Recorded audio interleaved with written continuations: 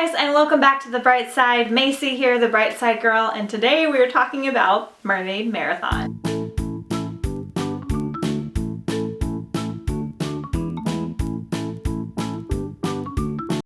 So this is kind of like my summer TBR plans.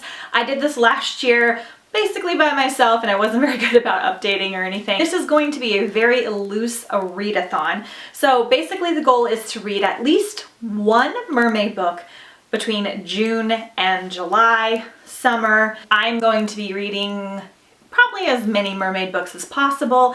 I moved to Southern California 3 years ago, and when I first got here, one thing that really helped me get back into reading was reading mermaid books all the time by the beach. I just like became a mermaid.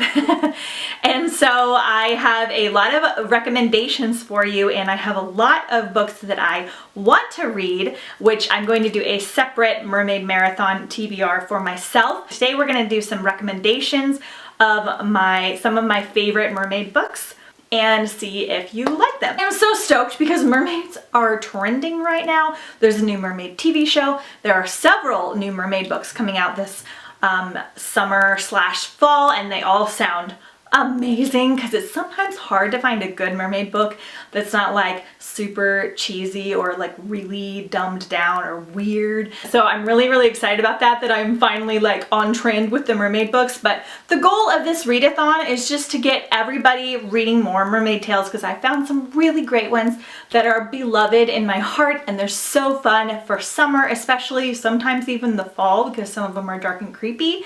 So we're gonna get into it.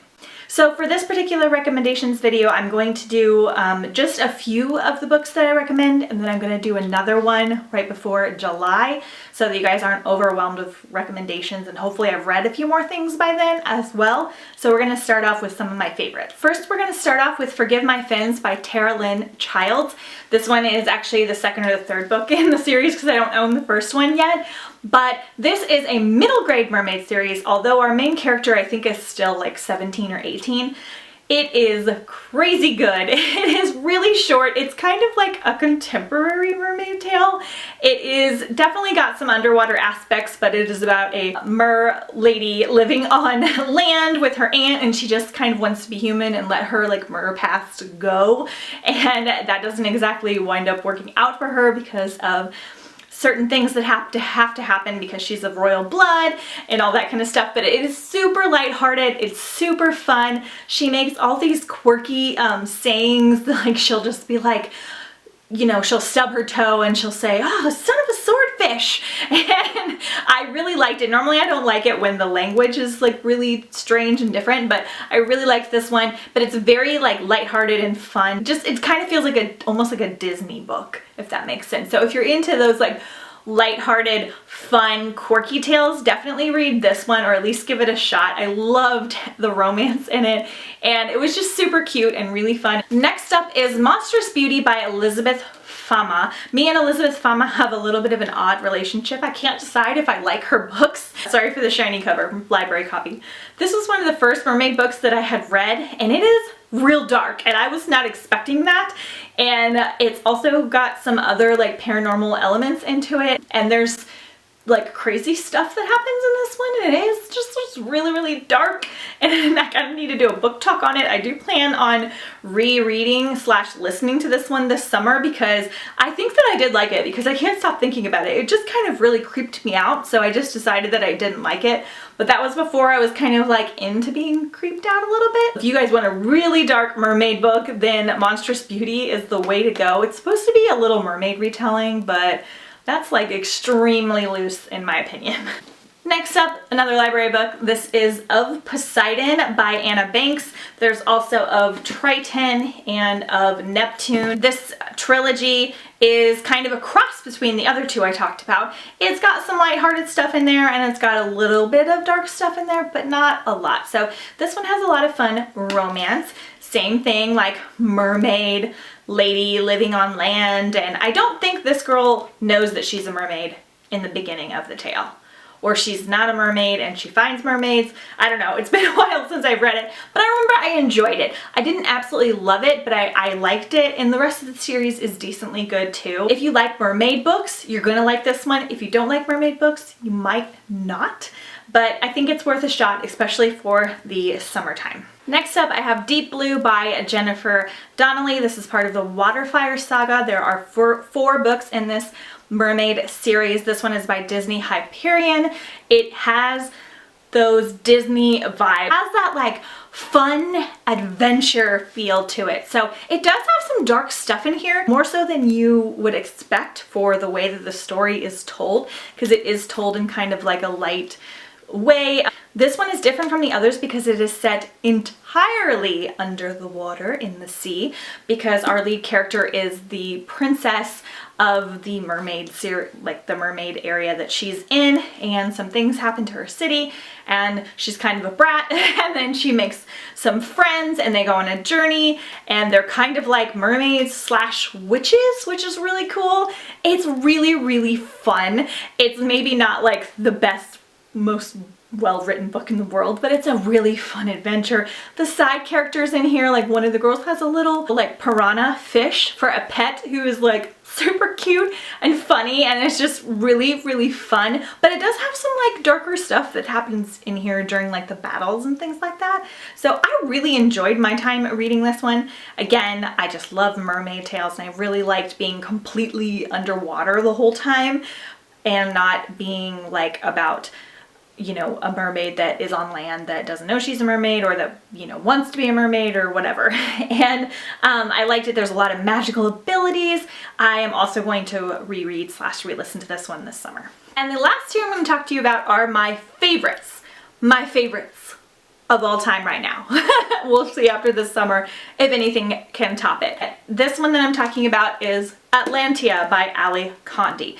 This one is extremely underrated considering that Ali Condé is super popular. It is so much better than her Matched series, which I actually enjoyed, but it's kind of mermaids, kind of more sirens, but it is set underwater as well. It's kind of got a little bit of like dystopian apocalyptic vibes. Basically, the earth has gone to ruin and we have developed an underwater world where half of the population, or less than half, get to live in Atlantia, which is kind of like Atlantis. The whole city is run and taken care of by the people that stayed on land, and the people that stayed on land are having a rough time because the air is bad, there's not enough food, it's terrible, but they sacrificed themselves for the people that went down, because almost everybody had some sort of family member that lives in Atlantia.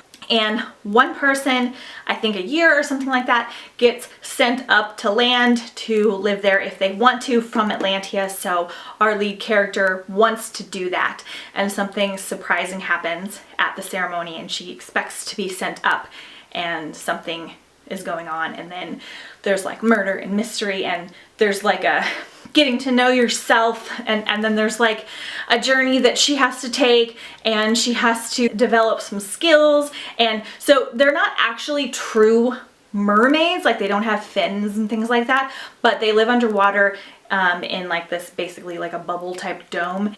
And there are sirens in this book, which are similar to mermaids. So if you want to count this one, you can. It has one of the most gorgeous covers. It is one of my all-time favorite books. I just found out that Rebecca Soler, I think, is the narrator for this one, and I am pumped to read it again. Lastly, I have Lost Voices by Sarah Porter. This is my favorite if you're looking for like mermaid books. It is dark, it is clever, it is intense. There are 3 of them. There's Lost Voices, Waking Storms, and Twice Lost. The concept behind this one is awesome. How the girls become mermaids is so creepy, but so clever. And I had to read it like pages over again because it was like, wait, what? I've read this like 2 or 3 times. I'm gonna read it again this summer. I love it. The romance in here sucks, so just keep that in mind. Some of you might like it, but I thought it was terrible. I'm gonna do a book talk on this summer, but I just love it. It's so clever. It has a lot of girl friendship elements, you know, where girls getting along and becoming friends and then fighting and like going through different things. And I can't give away too much because I don't want to give away the plot of the book, but there are mermaids in it. People become mermaids, things like that. It's got some really dark aspects to it. But if you like a dark mermaid tale, Lost Voices is awesome. The ending is super cool, but don't go into this for the romance because it's more kind of about like girl power and girl friendships and like getting to know yourself and learning who you are and like all that kind of stuff. Oh, it's so good. I hope to do a book talk on it really soon. No one's talking about this one either, and I just really love it. And they have some of the most beautiful, this is like my favorite mermaid cover. Like look at that shine, and it goes with my shirt, so that's totally awesome. Hopefully that was a good enough description for you guys. Yay! So my next recommendations video, I'm not sure what I'm gonna recommend to you because I recommended like most of my favorite ones, but hopefully I'll have some more things for you for July. But let me know below in the comments any mermaid books that you guys read and loved, or any books from this list that you're excited to read. I have a huge, massive mermaid TBR that I will be filming, and I might split it up and do 2 videos for that as well.